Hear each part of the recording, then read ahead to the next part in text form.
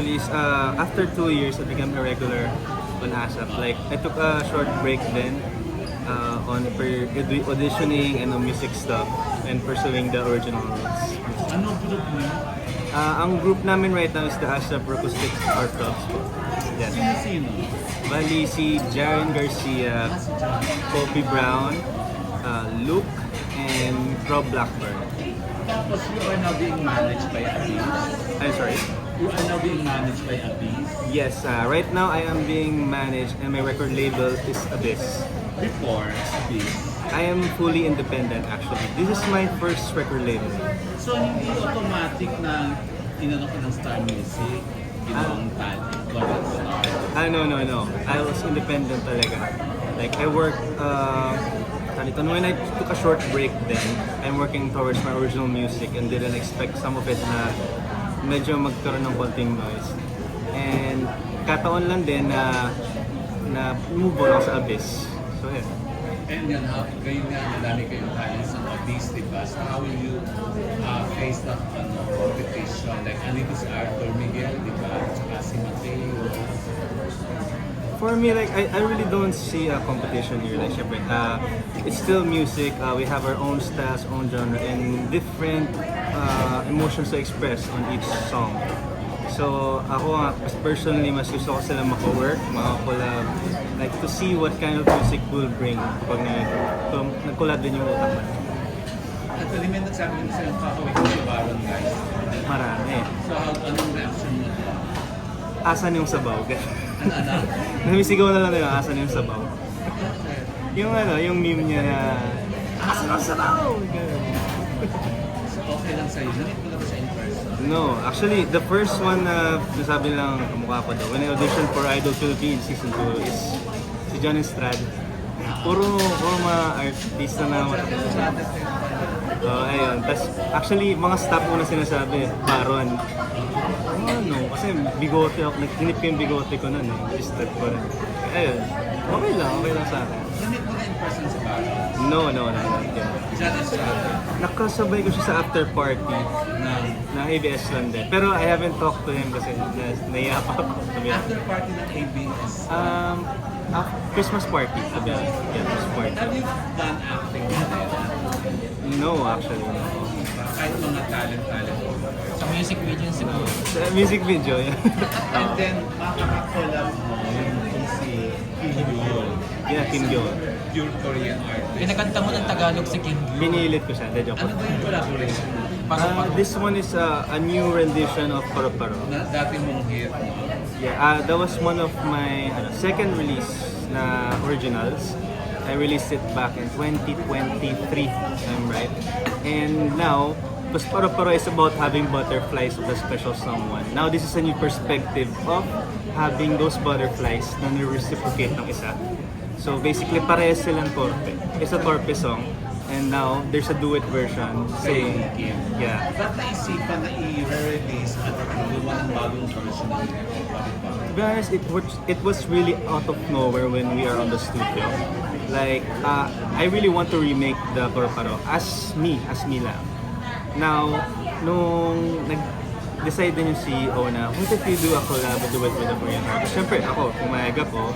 And nakakatuwa rin. When she came into the room, she was wearing a butterfly necklace. So, okay, this must be a sign.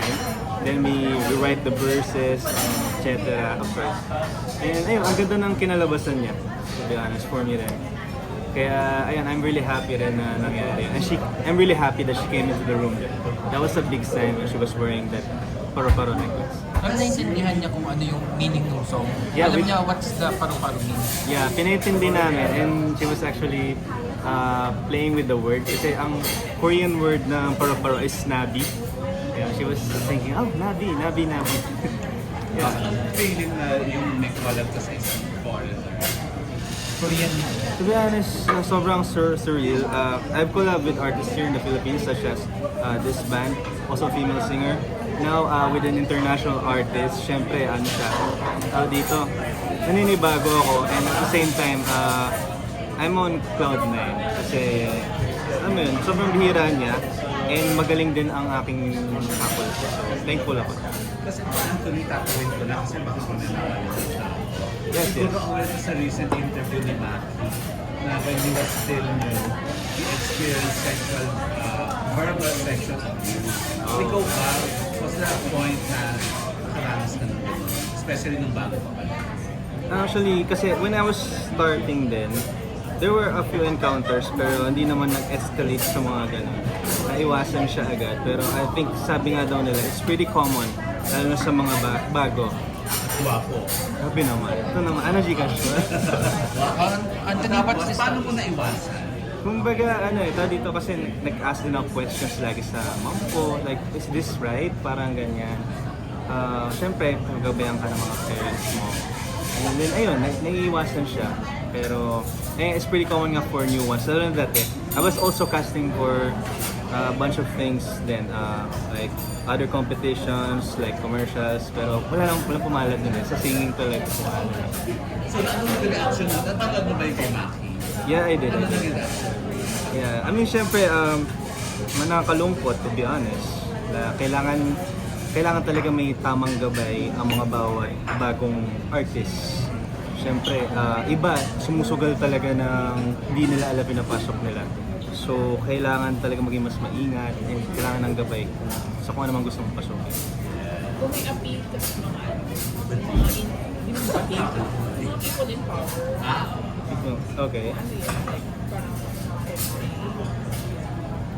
To be honest, regardless of any gender naman, like it's most likely just basic human decency lang on every other people. Ayun lang siguro ang maging motto ko. parang ano na respect. Yeah, regardless of any gender kasi it can go from lalaki or kung ano mang ayun lang. Anthony, what's the status of yours in terms of your heart right now? You're into relationship ba? In terms right now, yeah, I'm really happy. Masaya ang puso ko, marami nagmamahal sa akin and I am taken. That's why I wrote Paro-Paro. It was for my special someone. And nasundan yung Paro-Paro ng ko sa feeling. That's why may mga songs ako na nasulat ng because my heart was happy. Okay. When did you join ASAP? Since when? To be honest, I'm pretty new. It's still 1 year. 1 year pa lang ako. 1 year and a few months. Yeah, actually. I'm not sure kasi kung ano yung long time sa kanila or sa... Pero yeah, for a new regular, it's pretty long then. So you're there every week? Sunday? Yes, every week. Yeah. And then you have a portion, a segment? Actually, sorry. You have a portion or a segment with? As a acoustic heart drums. Basically, we're a boy band. Sino yung mga kasama mo sa Sila stage? Jaren Garcia, Kobe Brown, Luke, and Rob Blackburn. Di ba si Jaren PBB? Mga star pop artists? Yeah, actually. Di ba PBB si Jaren? Yes, So, PBB. how were you offered to enter PBB? To be honest, no. I have no idea nga rin kung paano siya nag-work. If ever like mag-offer man. Papayag ka? I am still not sure. Music kasi talaga siya eh. Music Yeah. kasi talaga siya. To be honest, like, ano lang din, nag-start kasi ako sa church. Yeah, I started at church. And wala talaga akong interest ng music when I was a teenager. Like, nagkaroon lang siya ng spark talaga because of a friend of mine. He was a pianist. Like, he really encouraged me to pursue my music. And parang at that time, I didn't even know that I could write songs and I could perform kung paano ako mag-perform ngayon. Like, there's just this mga few na tao na naniniwala and before pa ako maniwala sa sarili ko.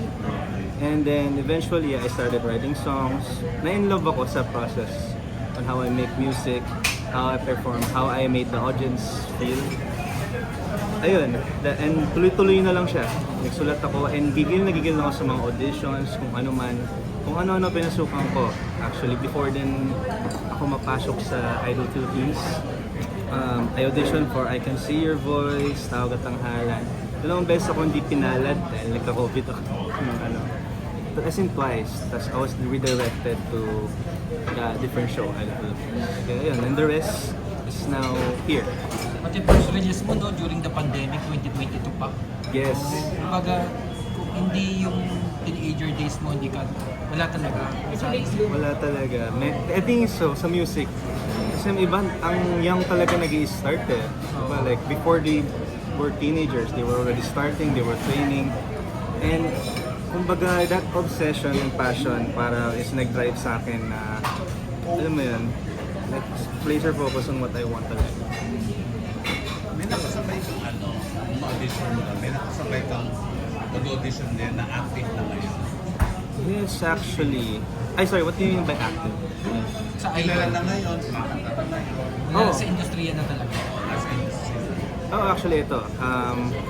Funny thing, kasi magkasabay rin kami sa competition, sa Wishcovery. This was Bino from San Lola. Pamilya. Magka-competition kami sa Wishcovery. Bago siya maging vocalist. Bago siya maging vocalist. Tapos nun, nakita uli kami sa Idol Philippines. So parang una siya sa mga natanggal. Pero now I'm really happy na he was making his own music with his band. And ayun, kilala sila ngayon. Hindi ka nag-decide mo ito. Talagang gusto mo soloist. I was thinking of a group din, to be honest. Pero syempre, siguro sa timeline ko lang, kasi hindi ako nakakahanap pa ng same page. Kasi all of us are busy, maraming mga needs. Syempre, when you create a band, commitment siya. How would you describe your music? Music ko has always been passionate, and now in more recent score is like playful music. Talaga, it's something that na kumikiliti hindi lang sa tenga mo, kundi sa puso mo kapag napakinggan mo. Mas gusto mo mag-stick sa ganong klase ng pagkanta? Actually, I am very open kung ano mang pumasok. Like just for now, for the upcoming songs that I'm going to release, ayun yung parang kumikiliti rin sa tenga ko na, uy, parang bagay ito muna ilabas ko. Pero I have a side din talaga na, may different side din akong mapapakita sa music. Who are the artists that you want to collab with? Kasi the start Dito, I started with Kim Gyol. Now na... Kim Gol. Ayun. Sino pa? Sa local, sino gusto mo? Sa local, gusto ko mga collab si Addy, si Arthur Neri, and of course, and Zach Tabudlo. Last na lang, ano ang Patrick Meneses? Di ko po alam. yung politician. Kasi, Okay, mag-interview si Bon. Okay,